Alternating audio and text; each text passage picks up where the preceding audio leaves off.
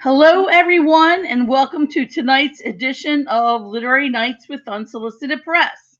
We have Tim Bryant here this evening, who's going to be reading from his most recent book. But before we begin, I would like to remind everyone to like, follow, and share. So, from wherever you're watching, whether you're watching on YouTube or Instagram or wherever it may be, just please remember to like, follow, and share. So, welcome, Tim. I'm so excited to hear about your new book. So, can you introduce your book a little bit and tell us what it's about before you begin reading? Yeah, thanks for having me. The book is called The Stained Glass Mustang. It's my third published novel, and it's about a Charleston, South Carolina advertising executive who drives drunk and loses it all.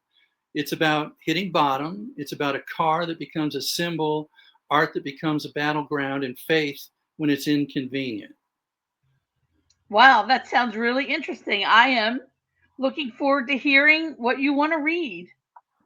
Well, I thought that I would just, originally I picked out some excerpts, and then I thought, that's going to jump around. So being new at this, I'm just going to jump into the first chapter, and I think I've got it timed pretty close to the allotment. So if it's all Yeah, right, well, I'll. you can actually go a little longer because you are the solo guest this evening. So you could actually, go a little longer. You don't have to stay to that time limit. Okay. Well, you just shut me off when it's time for me to be quiet. I will do that. Okay. This is from chapter one, and here we go. On a Sunday in early spring, halyards smacked the mast, the sails furled, as I motored at a crawl across Charleston Harbor, cutting close to the battery, worried about depth, yet making way, leaving one river to start over on another. This, my first trip to my new home, my new life, was a matter of function, not form, a task, no joyride. The air was brisk, the sky overcast. Having sailed since my youth, I knew the storm would come in fast with hard rain pelting my face, the drops stinging. Still, I made no effort to race ahead to avoid the soaking. Instead, I wondered, would it punish me or cleanse me? A single ray of the sun, rising, broke through and glanced off wave tips, making the sea, for barely a second, resemble all the diamonds of the world gathered in a cruel mirage that disappeared as I approached. One of these sparks became a spear of light that caught my eye and woke something deep within myself. As if in a dream, my finger went to the scar, starting below my right eye and ending at my chin. It had been earned a year and a half before and still seemed fresh. Would I ever get used to it? In that purgatory between the Ashley and Cooper rivers, between historic houses and the horizon way out at sea, water slapped and sashayed by, spinning off the rudder, leaving a trail of small swirling circles as I, coffee in one hand, the other on the wheel, sized up the battery's famous seawall, a promenade lined with palms and wealth. In that moment of odd-angled light, its mottled beiges, grays, yellows, reds, oranges, and browns seemed warm and inviting. Even so, I knew the deception and would not be fooled again. There, in that ritzy skyline, I found the angular shaped roof of the house where Kathy, my ex, lived 3 doors back from the waterfront, thanks to her new husband, Cal, a well heeled accountant with an old Charleston name. She intermingled at the upper tiers now, but when we met back in college in Orlando, where I grew up, she was a country girl from Ocala. She has taken herself far, I thought, and in a direction I wouldn't have guessed. I wondered if she was happy with him, happier than with me at our beginning, or still numb the way she was at our end, the accountant, a soft place to land when she needed that. I remembered a cynical inside joke that had come to me one bitter evening. I broke us apart like a ship on the rocks, I had said to myself, looking up at the moon, thinking of her. Rum on the rocks, bourbon on the rocks, scotch on the rocks. I wondered exactly when and where she decided to divorce. Was it across from me at the breakfast table, sipping coffee before our troubles? Was it in our bed as we lay awake, not speaking, both of us thinking of the terrible thing I had done? Or later, when she was resting in the accountant's arms at some love nest down the coast, Beaufort perhaps? As her roof disappeared behind others, I wondered about her new neighbors, their households hidden behind wooden gates and garden walls, oleander, roses, wisteria, and what shape were their marriages in? How many of them barely held together because it was easier than dealing with scandals like mine? 3 mansions over from a pelican, I found the second floor balcony on the front row where I had often stood at the rail with my former banker friend, drink in one hand, cigarette in the other. High above the water, high above the common schmoes of the world, we discussed duck season and South Carolina football, Clemson versus Gamecocks, watching boaters headed out or coming in, or the ferry taking tourists to Fort Sumter, where began the Civil War. War of Northern Aggression, my friend would have pushed, grinning, pleased with himself. The porch was empty now, not that it mattered. He wouldn't have welcomed me, was not generally the type to wave at boaters, was not certainly the type to acknowledge outcasts. In the Battery, no quarter is given to smeared reputations. The old guard insulate themselves behind barriers sturdier than that seawall of theirs. Gulls crossed the sky in flickering white V's. A dolphin came alongside. I should have felt brightened by the sound it made breathing, a fraternal song of survival, of life living on. Instead, I was in a funk, unsure of myself and afraid, terrified actually, of how I would fare in the unfamiliar world of sink or swim. The sky darkened as I neared the Cooper. Of course it did. God appreciates a dramatic stage set for failed men looking back at what they've lost. Storm clouds tightened across the sky, and in that changed light, the water was grayish brown, ugly, ugly as the sound a diesel makes putt-putting at a pace I could have walked. My coffee had gotten cold. I sipped anyway, a fitting dessert while remembering my transgression of a year ago, my last good hour and the fraction of a second it took to turn everything upside down, shutting me out of the Ashley Marina and its sky-high cost to dock beside mega yachts, motor and sail, and their upwardly mobile owners. There would be no more full-service amenities where I was going, no dockhand standing by to catch a line while delivering a rundown of tipsy goings on in the Marina Bar. Ah, the Marina Bar. How wonderful it had been on the day of my ruination. My ketch was parked within stumbling distance, my car parked mere yards from the bar stool I preferred, my perch for entertaining clients, expensing the whole deal, boat note, slip fee, and bar tab, all written off. I was an undisputed ace, unstoppable, I thought, as long as I kept mixing that mother of all cocktails, business and alcohol. Within my group of local up-and-comers, I was the alpha of all alphas, a king holding court at the Ashley Marina, a few of us starting first early in the afternoon at a place on Queen Street downtown, then moving on to the marina, meeting others, our bunch snowballing before heading to an oyster bar on Folly Beach. Snowballing again, pilots and wingmen, pelicans gliding in formation, low and purposeful. Eventually, fewer showed up on Queen Street, fewer still at the marina. My subjects dropped out in ones and twos, making excuses. They had wives waiting, they said. They had families. Your Kathy must be a hell of a woman, one said. Doesn't she complain? Of course she does. Doesn't your daughter have soccer tonight? Asked another. A big game, according to my Sally.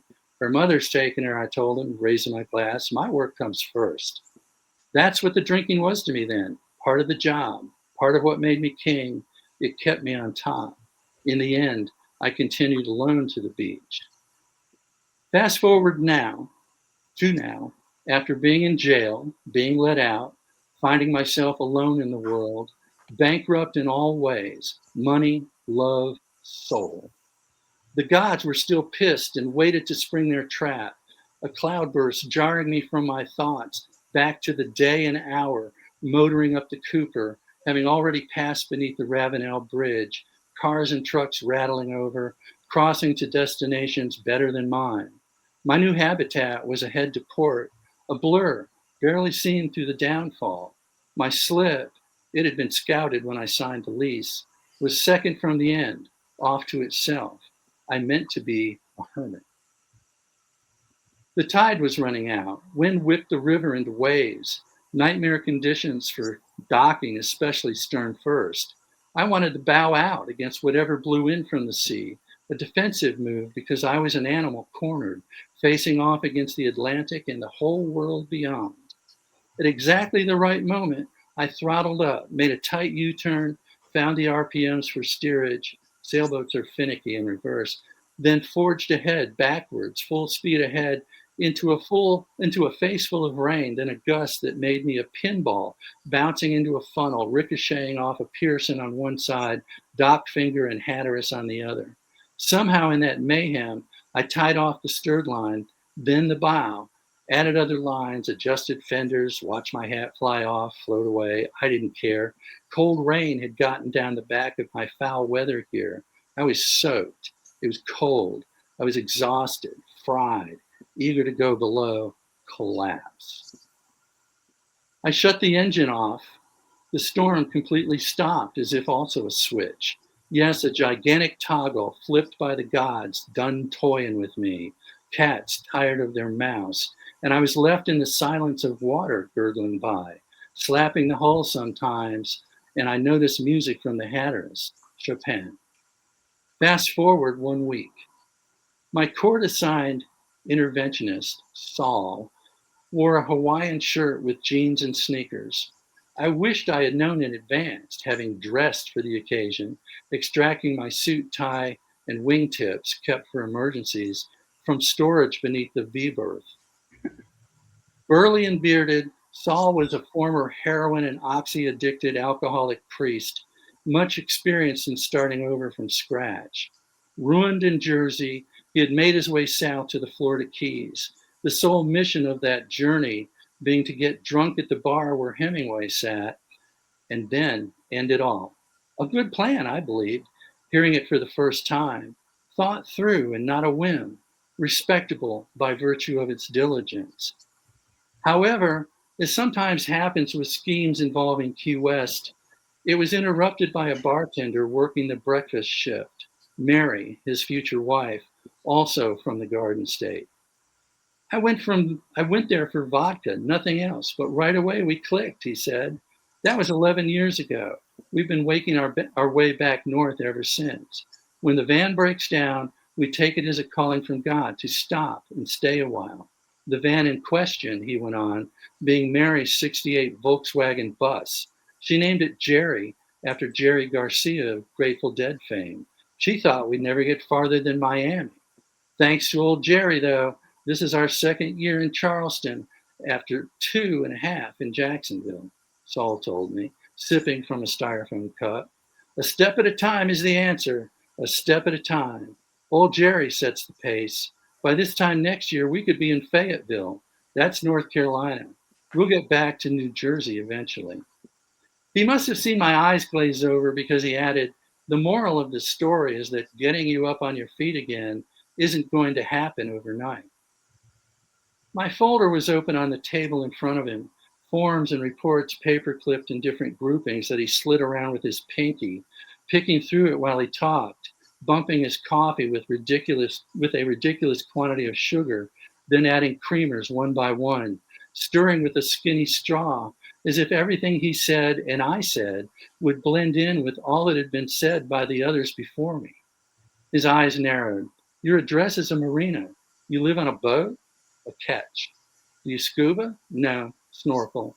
mainly to clean the bottom or retrieve something dropped over the side. Mary and I got certified. She dives for golf balls at the nice resorts while I temp for the courts, filling in the cracks, you might say. So I'm a crack? I cracked. Saul ignored me. There's a thing in scuba called the buddy system, he explained. Divers stick together. I'm going to be your buddy. Together we'll get you back to the surface. I wanted to roll my eyes. It was small talk, making nice before digging in, drilling down. I got it. Saul was my fourth interventionist in 5 months, and I'd begun to feel cheap. A date passed around at a party, and Saul was already planning a move to Fayetteville, a place probably not different than here. A succession of boozers and oxy addicts released into his custody for cursory dent pulling before releasing them back into the wild. I hoped he'd value me as a class above his usual clientele. Saul shot that down. Manslaughter, huh? Says here you killed a little girl, he muttered, frowning, clucking under his breath. You serious want to hear all that? It's already in the file. It is. Regardless, I want to hear it from you, from your perspective in the now. And that's all I've got. Beautiful, beautiful. Thank Before we you. go on, I want to welcome Arthur. Arthur, Very much. welcome. Hi, Um, thank you. Sorry, I'm yeah, a bit late. I actually was working in defense. that's Totally okay. oblivious to the passage of time. Well, that's okay. Well, Tim got us started.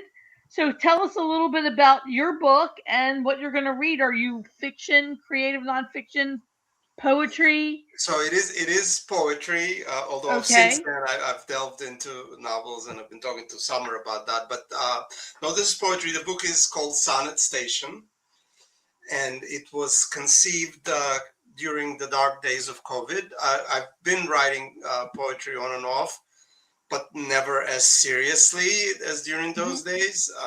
And so I kind of dove into it. And as you could probably sense a little bit from my accent, English is not my first language. Russian was my first language. And so I was accustomed to kind of rhythmic, metered poetry, Pushkin, things like that. And so while I don't quite yet claim to be Pushkin, I wanted to try and write stuff like that.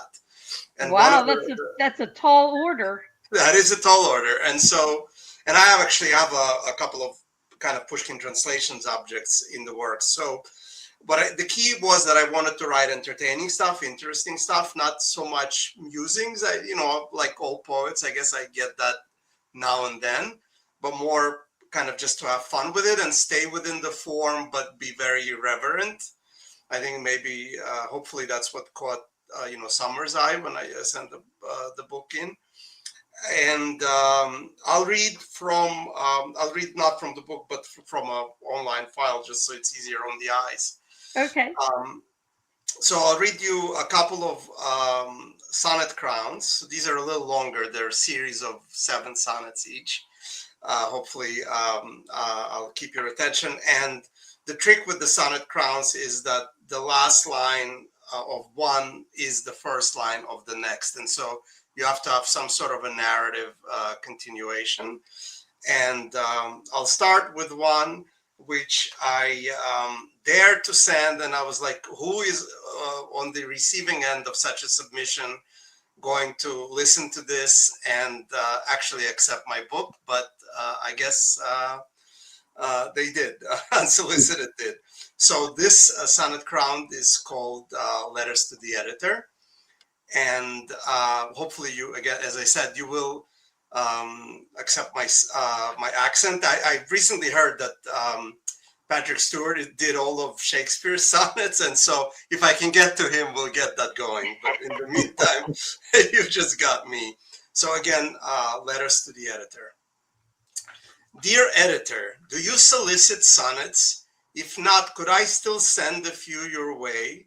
They're on a single theme and dwell upon its exhaustive possibilities to sway the reader or the editor, what have you, to my iambic, undisputed prowess. Had the Creator chosen to endow us, yes, each and every one, with this same skill, it wouldn't be remarkable, my quill, and having found within nothing of value, you surely would dispose of it as trash, considering it nothing if not sassy, and next time just to read me ask for cash. Enclosed per your request, please find the sassy. Enclosed per your request, please find the sassy. Had you a chance to read these, may I ask? They're good, right? Some are funny, some are classy, but surely all are equal to the task.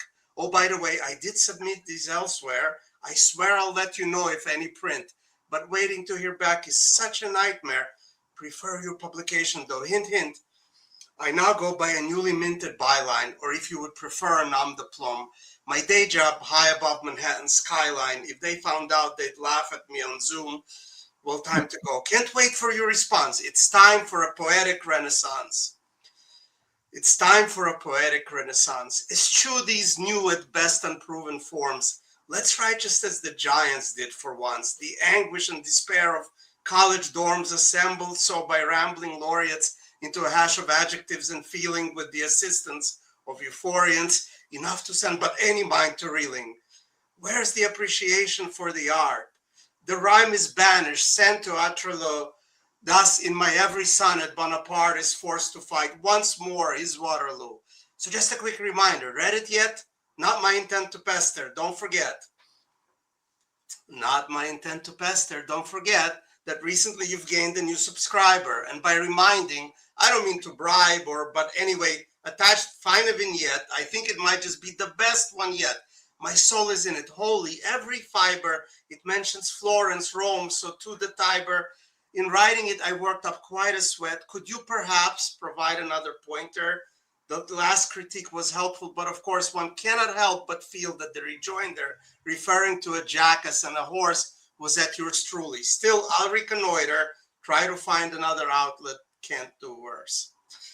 I'll try to find another outlet, can't do worse. Much easier to say than is to do, for those are times that one might call adverse to roses, be they red or be they blue. Why can't they have them blue at any rate? Those scientists, armed as they are with CRISPR, the poet's flower need no longer wait, and lovers with blue roses need not whisper. The world, it seems, has room for every kind except for scribes that wish to ply their verses. Those will be met with kicks in the behind. What's worse, complete oblivion or curses? My roses shall be blue from this day forward. The book is almost finished, writing forward. The book is almost finished, writing forward. Oh, that's great news, dear poet. Carry on. Where do we go as poets if not forward? The breadth of your submission, pantheon of heroes and protagonists, impressive. Vocabulary pure, pristine, expressive, but sadly for these poems, not for us. Please do not query further or harass the staff. They simply look for other forms. You surely understand art is subjective. As poetry evolves, so do its norms. As you write, you must retain perspective. Remember, different strokes for different folks. Restraining order, my assistant jokes. Restraining order, my assistant jokes. That was the last I heard of that submission. I canceled my subscription. What a hoax. Now this, my new most precious composition, is looking for a reputable home. As I search far and wide for metric rhyme and stumble on your outlet as I roam, I hope you take a look. It's been a climb, but sure feels like the road that led to heaven. Kept notes along the way, a type of journal. Now at the top, well, technically there's 7, as in the hills on which Rome stands eternal, each tied into a bow as cute as bonnets. Dear editor, do you solicit sonnets? Nice. That's one. And very, I wrote it very because nice. obviously you submit a lot of stuff and no one, I mean, metric poetry is not the easiest to sell. So thankful. Oh, but that's beautiful. You just sold it right there, Arthur. Yeah. Thank you. You I'll have read another one one more for if you us? don't mind, if I'll catch your Sure. breath. And so this one is a little different, and it's entitled, it's actually the first sonnet in the book, sonnet crowned as well. And it's called, and again, it's kind of that same somewhat irreverent style. And it's called Sunday in the Park with Will. We, of course, know the Sunday Shakespeare Festival in the Park, the concept, right? So Sunday in the Park with Will. Prince Hamlet, got a minute for the press? He pauses as if ready to reflect. Diplomacy, adroitness, finesse might work for some. I tend to be direct. Ophelia, by now I'm sure you've heard. Do you accept responsibility?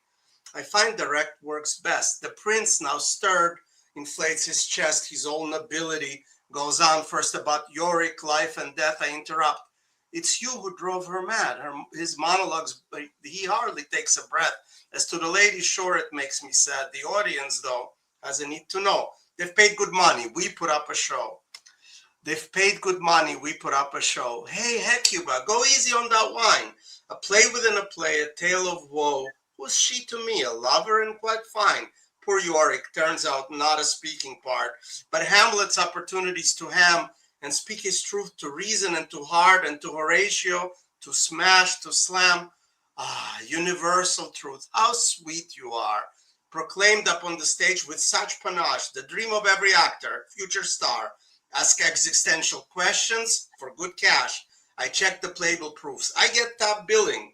Director interrupts. Once more with feeling. Director interrupts. Once more with feeling. It's kind of hopeless with his protege.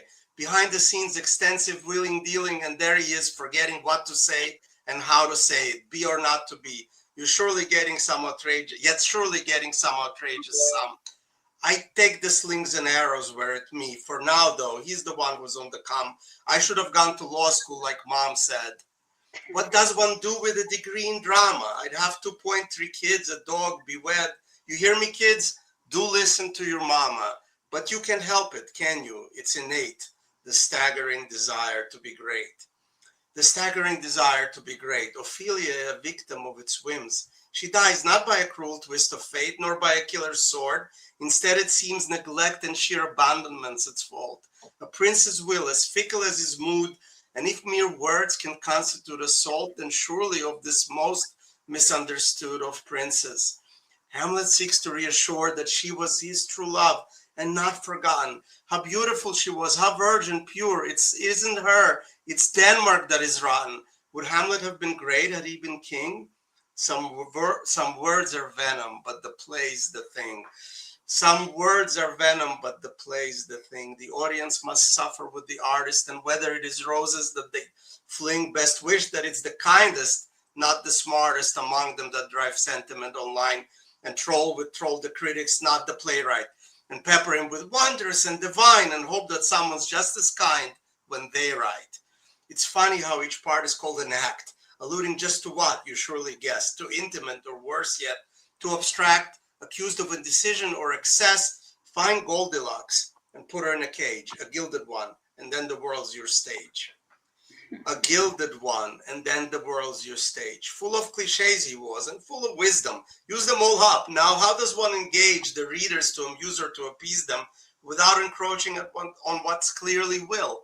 I haven't given up on sounding clever, nor will I in the future do so. Still, henceforward, I'll wholeheartedly endeavor to keep my themes on dry and solid ground and chastise errant metaphors and grammar and stay away from Will. He's not around, and sculpt using a chisel, not a hammer, but I will miss the rose by any name. What's one more error? You know who to blame. What's one more error? You know how to blame. Most existential questions lack an answer. The outer play resolves into the frame, and Hecuba runs off with some young dancer. Here's my chance, must catch him unawares. His sweeping monologues will overpower. The audience wants more, they must get theirs, and later we'll talk princes in the tower. For now, though, Danish royalty's in town, and I must get a statement on the record. If heavy is the head that wears the crown, then surely it's because that record's checkered. Well, I'm not here to judge, but I digress. Prince Hamlet, got a minute for the press. So that's the second one. Nice. Thank you. These are really a lot of energy like that, all over the place, but hopefully drive a theme that gets across, and not sometimes almost absurdist, sometimes obviously wanted to use the Shakespearean cliches on purpose within the thing because they fit the theme. But I had a lot of fun with it, and I just wanted to prove that the sonnet form is not dead. You could do anything with it, and you could still say interesting things, very narrative, and that's kind of also the Pushkin influence, if I might, right? So these tend to be narrative, just still within form. Very Excellent smartly poetry. done. Nice. Yeah. Thank you so much. So now is our time for the Q&A portion. So I'm going to ask you both questions that are related to the writing life. So how do you each approach your work? And we could start with Arthur first, since he said that he was actually working, and that's why he was a little bit tardy coming in. So Yeah. talk a little bit about your approach to writing. Sure. So I tell you, it differs a little bit for poetry than it does for fiction, and I've gotten to write more fiction recently, although I continue to write poetry all the time. So because of the format, right? So it's mostly sonnets or other formal poetry. I look for sound, right? And so when I say I look for sound, I literally latch on to a phrase, sometimes wake up in the middle of the night and then I have to put it down. And so sometimes a phrase would be just odd and we don't pay attention to it. I'll give you one example of a poem. It's not necessarily one of my best ones, but I wrote recently. But I saw some packaging and it said perishable goods. And I'm like, we are at times when good is pretty perishable, isn't it? And so, boom, there goes like so I look for that odd. I have several different poems, kind of variations that go past imperfect, future tense. And like that's just the grammar, but it's also like gives you a sense, right, of what's going on. So I look for that, not so much puns, but just like deep loaded expressions, and I write about them. And so that's very inspiration driven, right? That's just like a phrase came to me, and then I write. For fiction, much more. I try to write every day.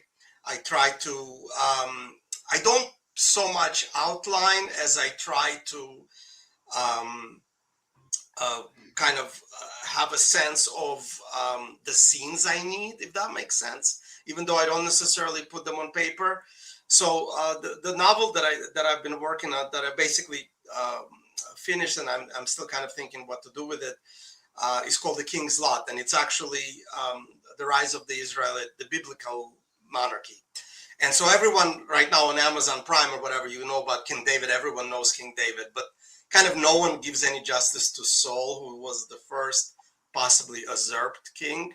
And so I find that an interesting topic because, to the extent that it can be history, there's these stories that are very layered, but everyone knows the Sunday school version, if you will. And so the nice thing about that is the plot is written down. It's in the Bible, and you could just take it. And so, but the scenes are infinite, and obviously you have to create a cast of character, and everyone gives you the advice. And Tim, I'm sure you've heard this also. The first book you start, do a single protagonist, but of course I have 20 characters, and it's like insane because you have to try and make them all different and whatnot. But I write. The primary thing as I try to do is I write every day. I do not worry about how good it is. I re-edit a lot.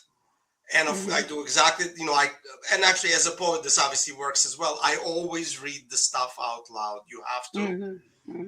And even on edits, and then go away from it and come back and like, oh my God, did I write this? This doesn't sound good enough. I try to be, for better or for worse, clever with the writing. And so, for instance, with The King's Lot, that was a challenge because it is biblical. It should have that a little bit older, stodgier sound, right? And so style-wise, I was sometimes getting a little too clever. And I started feeling, okay, these characters are not really real. It's becoming a little staged. So there's that. I've been writing on Medium, and I've shared some excerpts with folks just to get some feedback from humans. But that's basically the main thing is write every day. And by the way, I don't have any fixed. I usually write at least one scene. Let's put it this way, and it might be as little as, let's say, 300 words, and maybe about 1,000 words at most. Rarely more than a chapter, though. I'd like to have like a beginning and an end. And so like the reason I was in the middle, and like I just didn't even realize what time it was. So I apologize again for that. That's okay. So Tim, do you write every day? Well, it depends on the time of year. Winter, even though I'm in South Carolina, it's kind of cold and gray and icky a lot. So those are my writing days usually. Summer is usually my time for dealing with things around the property out here, or I do a lot of reading in the summer.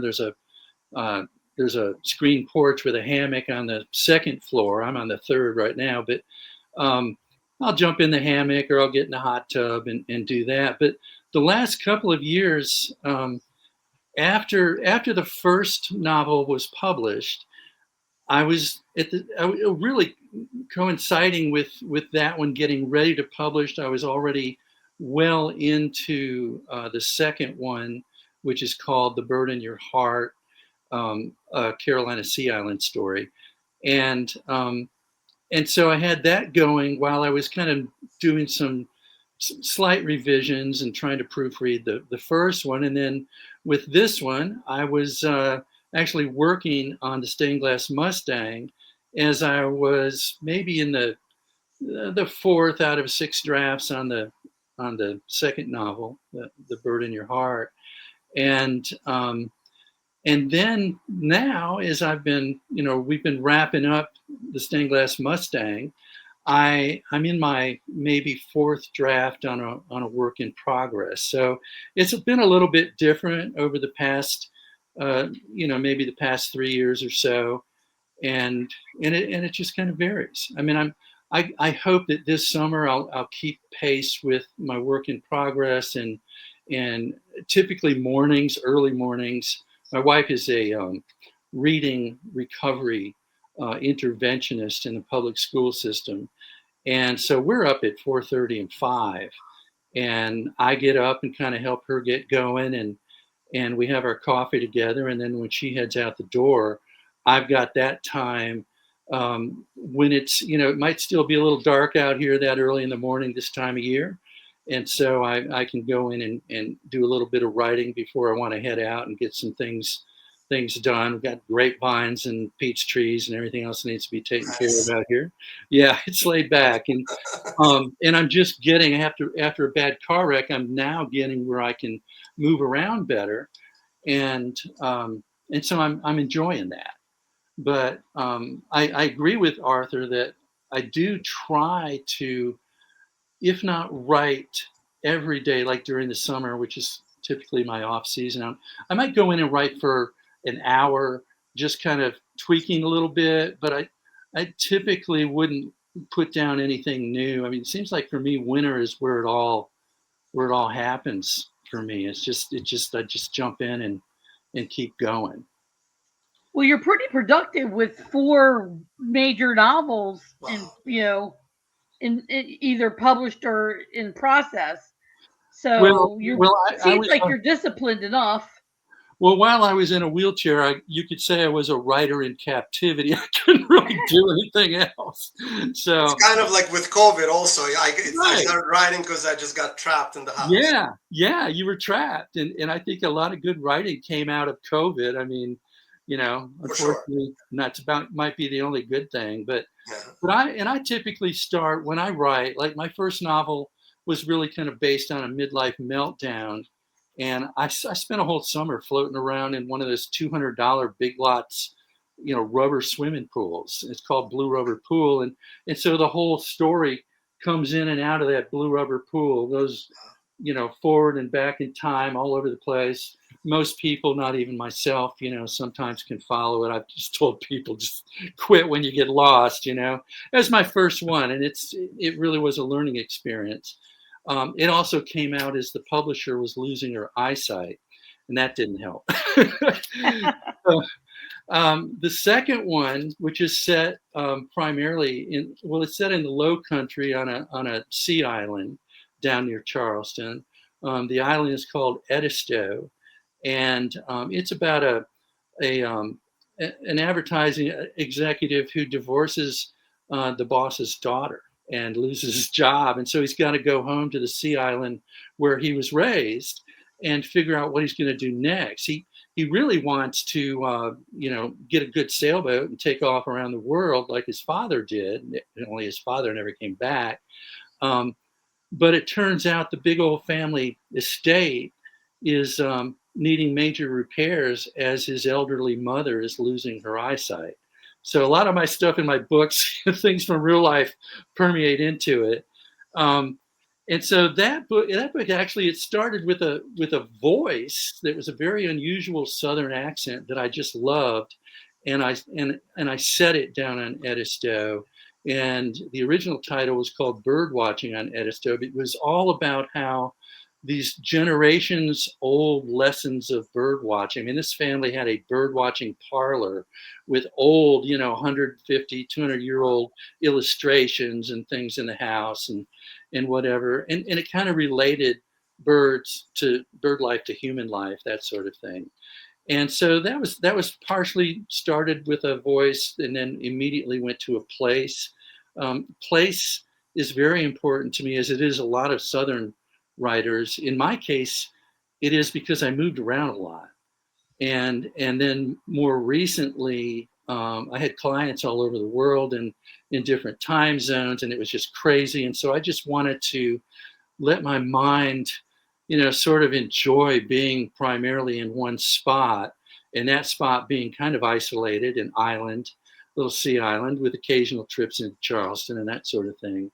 With the Mustang story, it it was really sort of uh, a venting of just the hard knocks of, of my life, and it began in a moment of sailing, which I've always liked to do, and I just took that moment and used it to, when you're sailing, you got a lot of time to think, and when you're motoring, without the sails up, you have even more time to think, because a sailboat, they don't go very fast, and you're wishing that it would, and you're wishing you could get to a point where you could sail. But the Mustang story starts off with, he's not even going to go for a sail. He's got this very logistical mission of moving from one river to another around Charleston to start over from scratch. And so it begins with a place, but it also is focused on situational things. And I brought in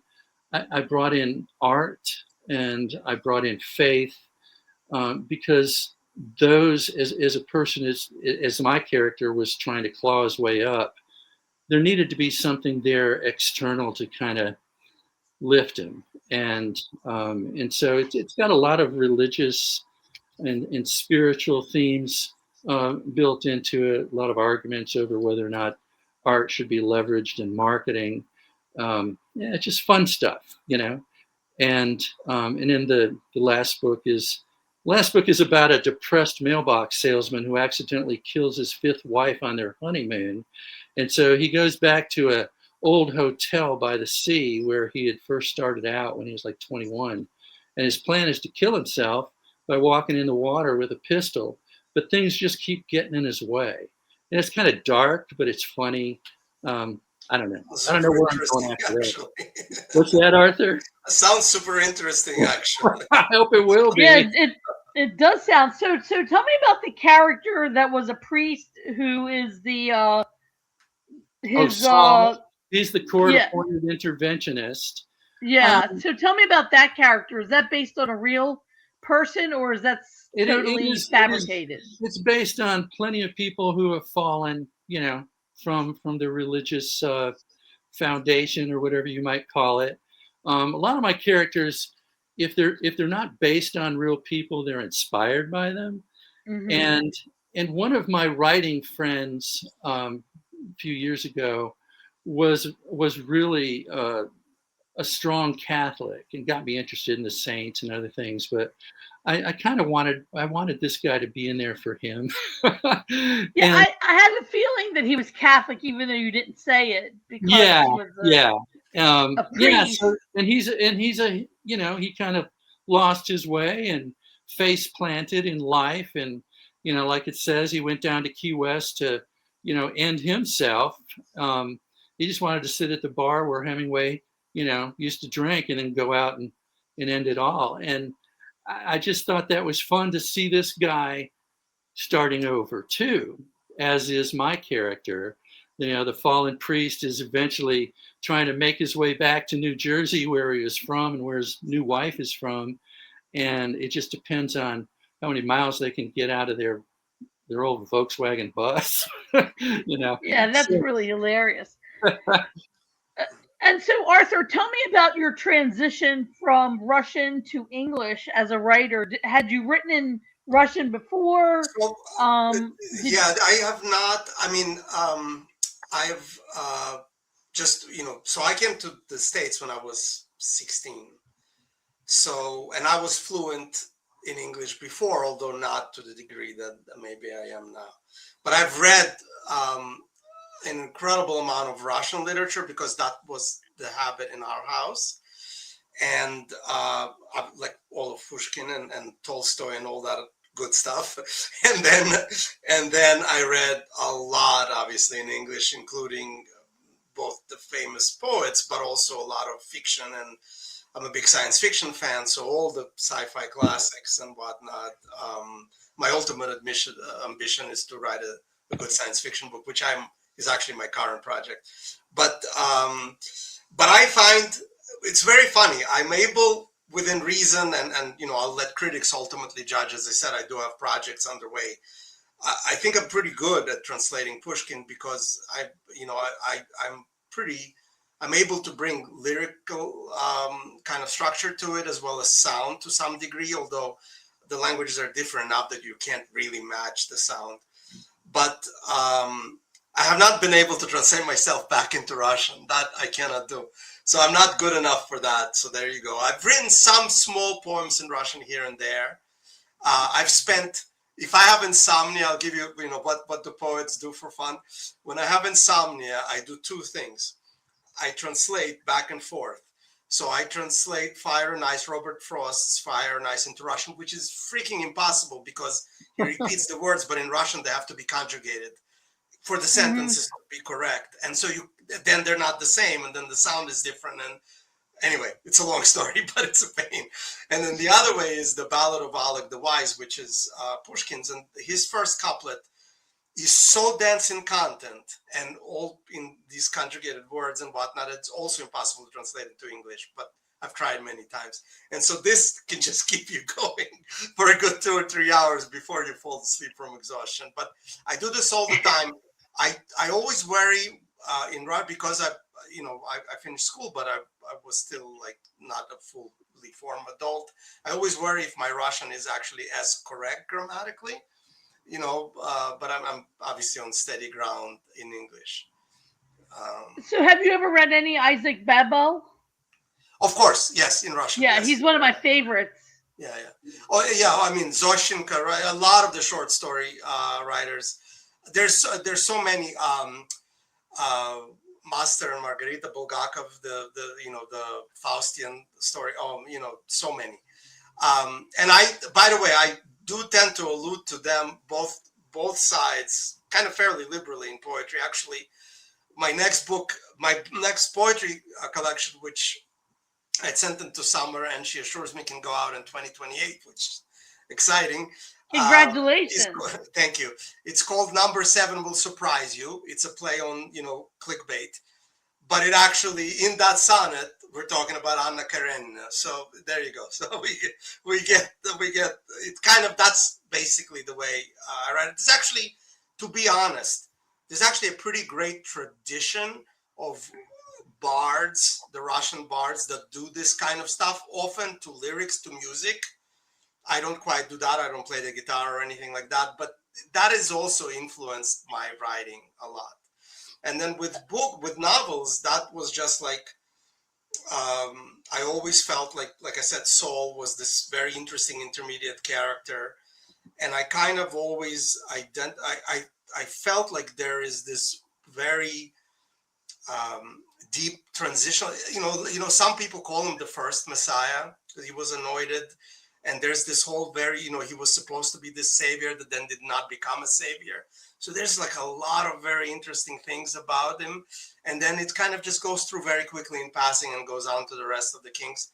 So I just found that a fascinating subject, and it just so happens my father's name was Saul, and so it's like something like an homage to him that I always write. And then there's a book that I'm very afraid to write.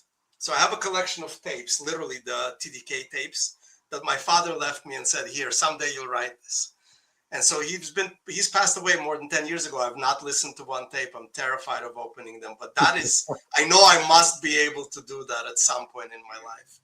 So One that of is the like a things project that's sitting there waiting. yeah, the Russians were always very ahead of their times Yeah. because I think it was Isaac Babel. I don't know if it was Isaac Babel or another Russian writer. He wrote about a woman who married a man, and on the day of the wedding, the man disappears and nobody could find him, and she wants a get, so she's able to divorce the man and move on. And so she puts, like she's stuck in sort of like a limbo, to Yeah. borrow a phrase from Yeah. Catholicism. So she goes and finds this man herself and finds that he's dressed like a woman and living as a woman a couple of towns over. This was written at a time But when he had no right. I mean, he had no fear, though, right? I mean, these guys, some of them writing during Soviet times, they honestly had no fear. It's unbelievable. Yeah. I mean, I was just blown away by Yeah. that whole storyline, which was very modern, but written, like before 1930.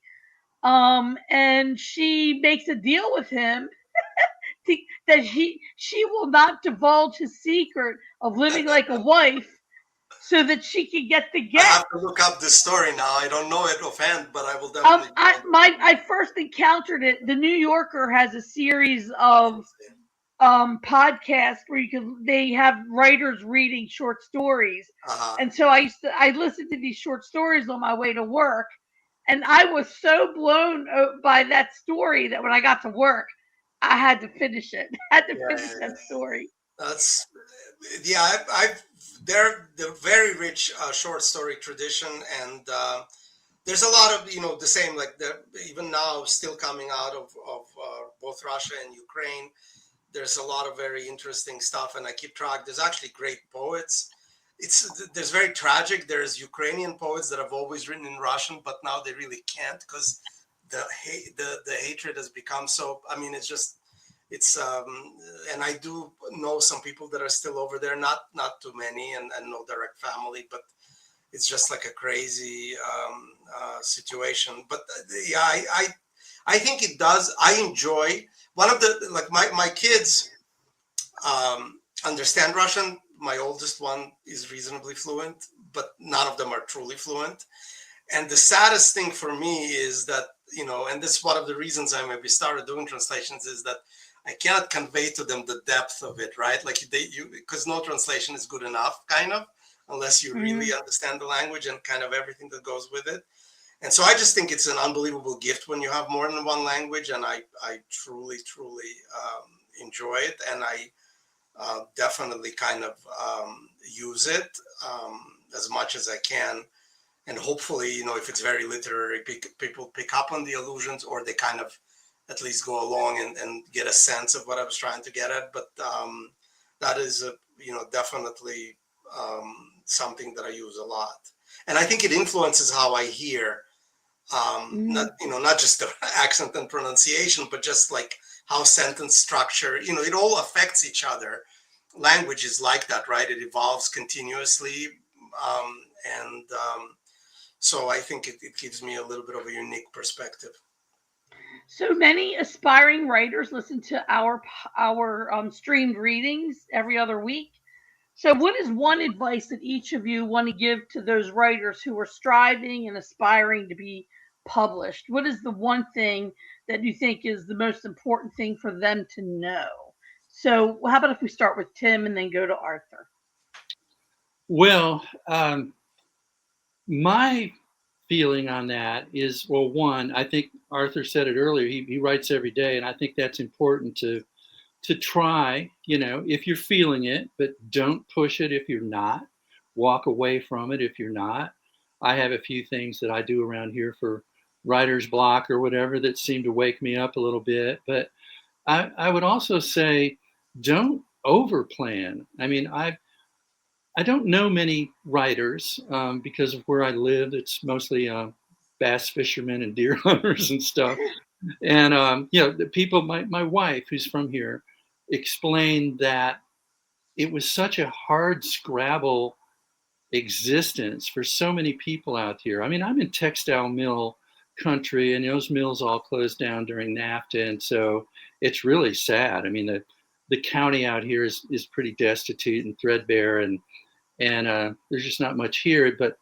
But what people do have, they have to work very hard for, and I'm very lucky. One, having been tossed out of my day job by that wreck, a few years ago, and then also just having the means to be able to do it.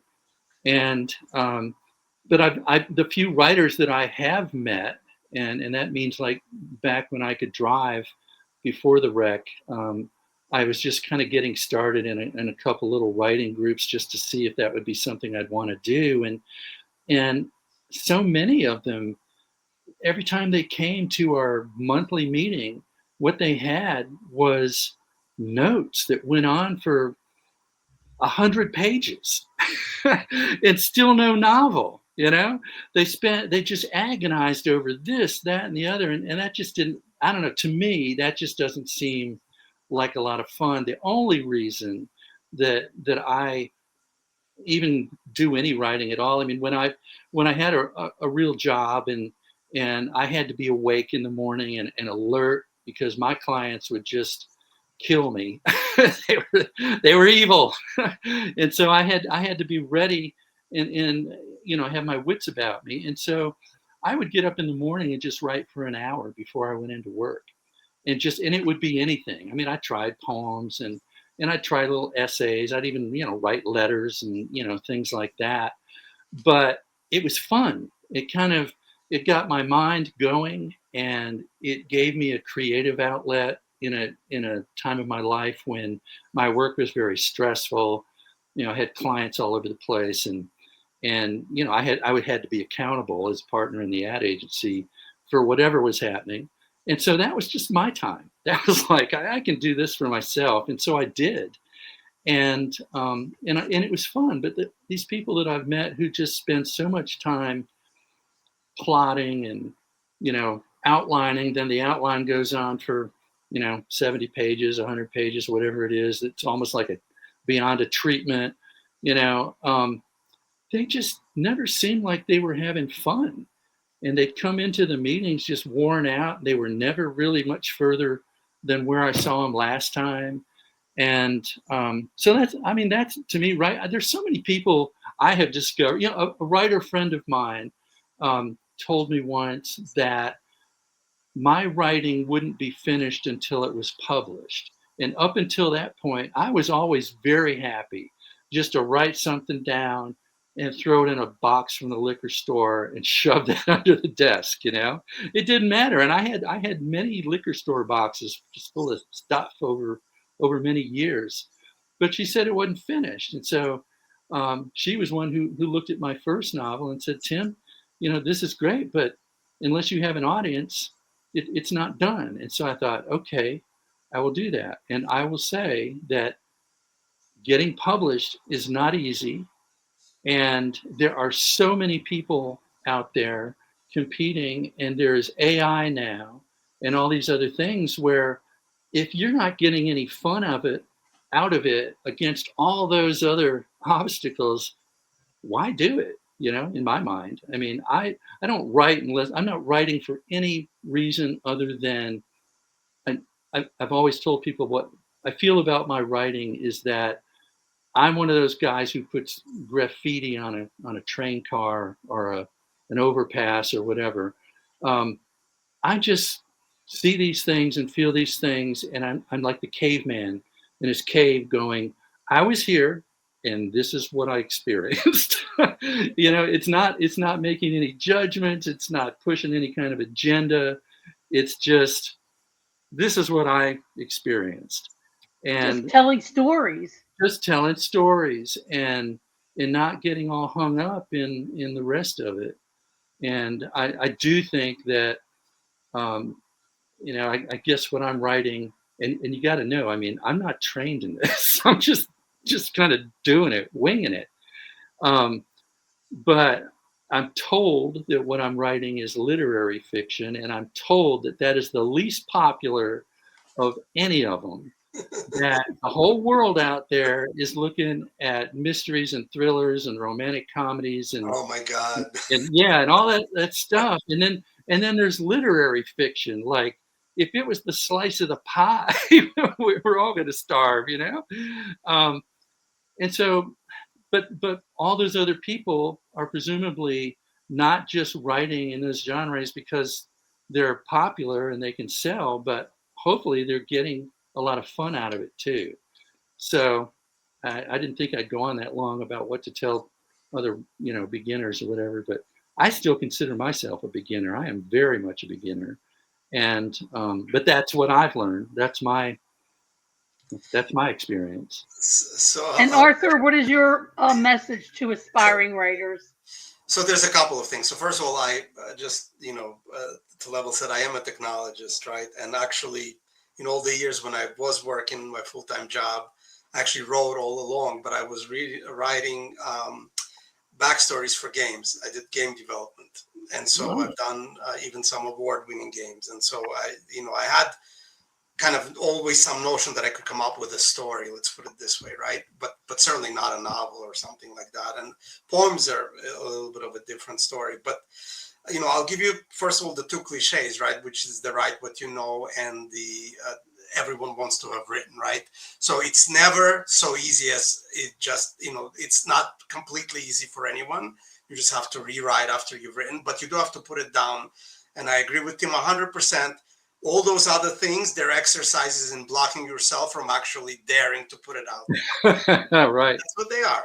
Yeah. And I understand why, because we're all scared of the criticism and it's just difficult and challenging and, can't get this, can't get that, can't get an agent, can't get anyone to notice, literary and then poems right behind it, right? But especially formal poems. And then you look, right, and I don't know, Tim, if you've ever done this, but you scan these YouTube videos and they're like, promote your, and I love this phrase, and you understand this being from the advertising industry, promote your, I can't even say it, promote your low content book. Yeah. Like, what the hell are you talking about? So, and then people make it a business, which is okay. So maybe you're like the same, like selling calendars and journal format, whatever, make a living. It's fine. And then AI, of course. And AI, I'm a user of AI for tech. I could not, you would have to shoot me to put one AI line for a PM. And even I've tested the tools. Who hasn't, right? You have to just look at it. And like, as a technologist, I cannot dispute that perhaps someday it will. Today, if you look at what a pseudo-write or one of these tools comes up with, it sets my teeth on edge. It literally, like I could feel it in, it's what they call uncanny valley, right? It's like you can sense that it's not really human. And I just really don't enjoy it. And I don't get the point. I mean, I guess if you're making money, but realistically, how much are you going to make if you're one of the billion books like that on Amazon? So what does it do for you to do that? I don't get it. It's only interesting to me if I wrote it and you liked it. Otherwise, what is the point? I think another bit of advice for beginner writers is to not let the marketing side of them blindside them.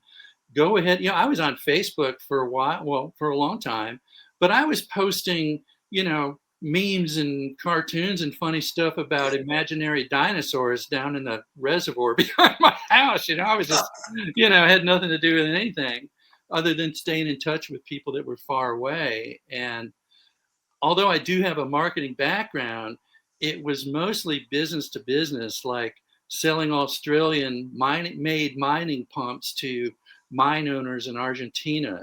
Wow. Or promoting that is definitely odd. Yeah, I had a lot of, I worked sort of affiliated with a ad agency in Dubai. And so I had all kinds of, fun clients there. I mean, everything from ball bearings to real estate and whatever, but none of it had anything to do with books, and so when I first kind of had to start thinking about marketing, I was like, do this, do that, that'll be easy, whatever. But it's completely different. And with so much competition, you really got to go in there and winnow down to manageable things. I mean, there's so much out there you can try, and it's good to try, but then you kind of figure out where you're getting the best return on investment, from your time, and and focus on those things. And as far as best return on investment for your money, man, I really, I'm one of those guys. I mean, I do have to kind of look at this, even though it's a hobby, but I look at it like, my sailing was a hobby, and that hobby could have bankrupted me. It was just, it's like they say with boats. It's a constant feeling of standing in a cold shower, ripping up $100 bills, whatever. It's a hole in the water into which you throw your cash.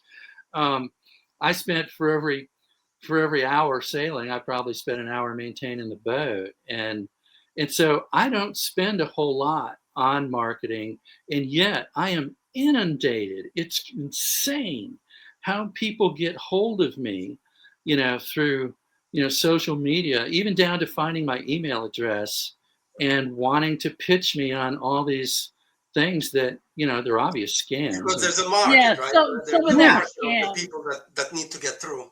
it reminds me of um, all the companies, up in the Yukon during the gold rush, who sold mining pans and jeans and whatever, food and Yeah. coffee to the miners. Those people got rich. The miners. No, never. It is definitely like that, because I think people look for it. Like I said, when they say they sell your low content book, and I'm like, what is going on? And so I think and then Amazon.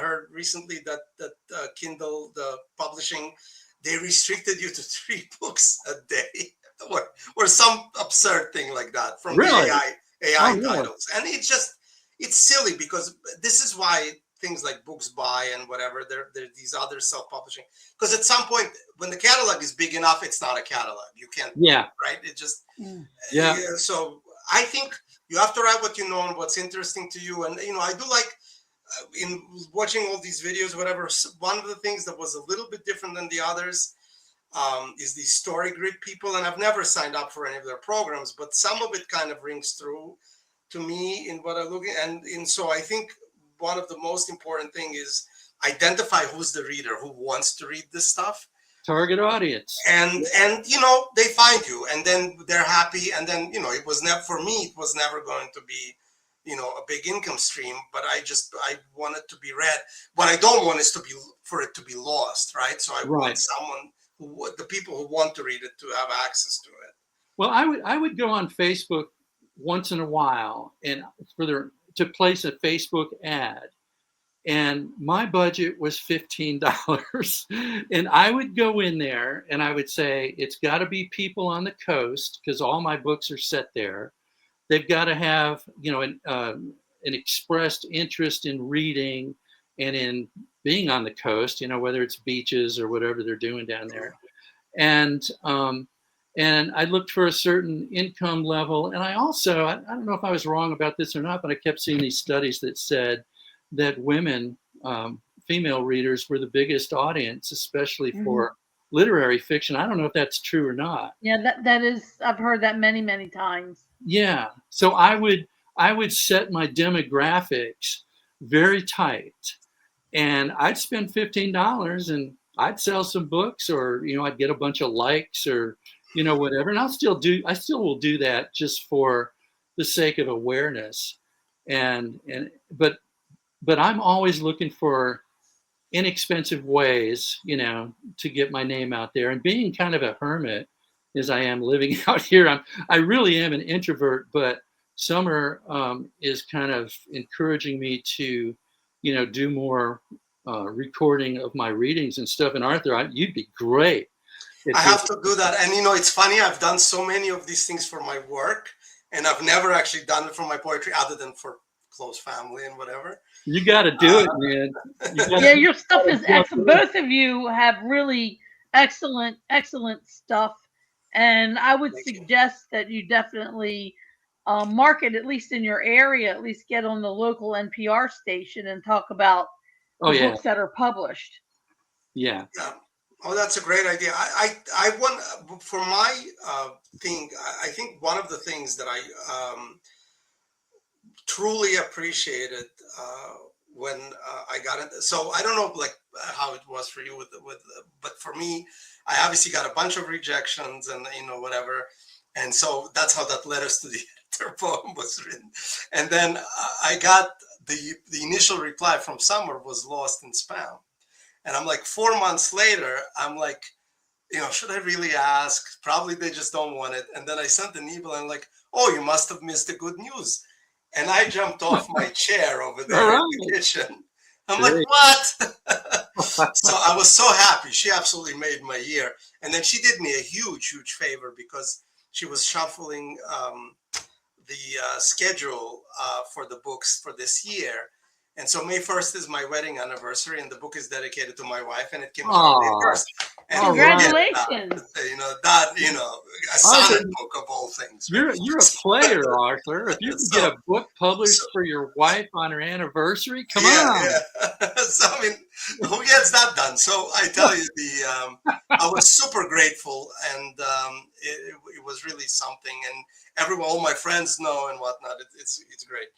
So I think that that is obviously that validation all of us wanted at some level, and all of us, read something online by someone else that's published, maybe even through a big publisher, and we groan because like, oh my God, what is this? And yet it kind of gets picked up. So I'm just like long past that. I want to write. I do want to find that audience, right? I want to Yeah. find the people that want to read it. But if I have a or someone was making fun of me, and this is internal as a joke, but like with what's going on in the Middle East, it says, oh sure, now you write a book about the kings of Israel. And like, whatever, I want to write what I want to write. I don't want to Yeah. worry about what other people, and I think that is probably some of the most important advice, because you Well, cannot be, I mean, it's hard enough to be genuine as a writer, especially when you have a bunch of characters.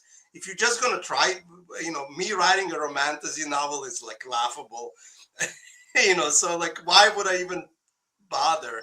Or if I well, wrote it, it'd be like, some sort of a Romeo and Juliet on upside down. It would not well, be. one thing, talking about finding your audience, you do look at demographics and things like Of that, and course, then yeah. and then you also, like my first book, I thought that it would help me, and it ended up working, to go after some special interest groups. And PR is a great thing. I mean, and there's so many easings and podcasts and all that stuff out there. I mean, they're a dime a dozen, and you go in and find ones that are related to a special interest that connects to what you're writing, and it doesn't have to be like my first book. I went after vinyl record collectors, and which is a very tight audience, but I got a lot of publicity out of that, and Good advice. That's good it, advice. it was real easy to do that way. And then the trick is when you get that publicity and you go, okay, well, that's working. So where can I bounce off of that? Just building out like a bullseye. And then all those publicity clips that you get, those are advertising tools. I mean, you get screenshots of whatever, and you place those around. You're using what in the old days we called clippings, and you're building credibility while you're building awareness. I like that. So it's I I always definitely have been thinking about what kind of what avenues, and I've gotten some ideas about that. I think that, yeah, basically, what I was shocked at, Rosalia, and again in watching these videos, and what shocked me was, um, what the averages are, so to speak, right? And yeah. so people can get discouraged from that, and they find out that, oh my God, selling 1,000 copies of a book is a huge success, and like, you know, you don't think of things like that because you obviously know about bestsellers and whatnot. And but I've used, I tell you what techniques I have used that I think are quite successful in terms of getting some publicity. So I had an earlier self-published book of poetry. It's called Myth Takes, and it was like comical poems about the Greek gods and whatnot. Wow. And so what I did is that was on Amazon, and so like I put it out for free and did a Kindle promotion just as this book was coming out, right? So that basically, because then Amazon is likely to sell Yeah. to people that got it, and so I got like, I don't know, 600-700 downloads of that book, and then I don't know what percentage might pick up Sonnet Station, but some will probably. And so that I like that notion. Uh-huh. For fiction, what I've tried to do, and Tim, I think this would work wonders for you as well if you haven't done it. And I have tried this, and I think it works well.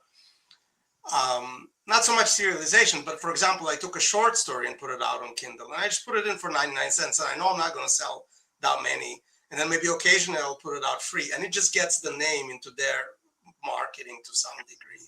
Yeah, so then that's maybe a really great idea. Short story and then pick up the book. That's another kind of business thing I've been testing. That is true. So anyway, I want to thank you both for sharing your work with us. I always feel inspired every time we do streamed readings. I hope that you will come back and listen to our next show. And our next show, I believe, is at the end of this month. It is going to be May 20th, and the readers are going to be Summer Stewart and Jessica Lynn Henkel. So I hope you'll join us then. And thank you, everyone, for joining. Thank you, Arthur and Tim. We really enjoyed your work and the discussion afterwards. And I hope you'll join us again next, in the next show. Good night, everyone. Thank you. Thanks so much. Great meeting you, Arthur. Great meeting you, Tim, as well. Thank you.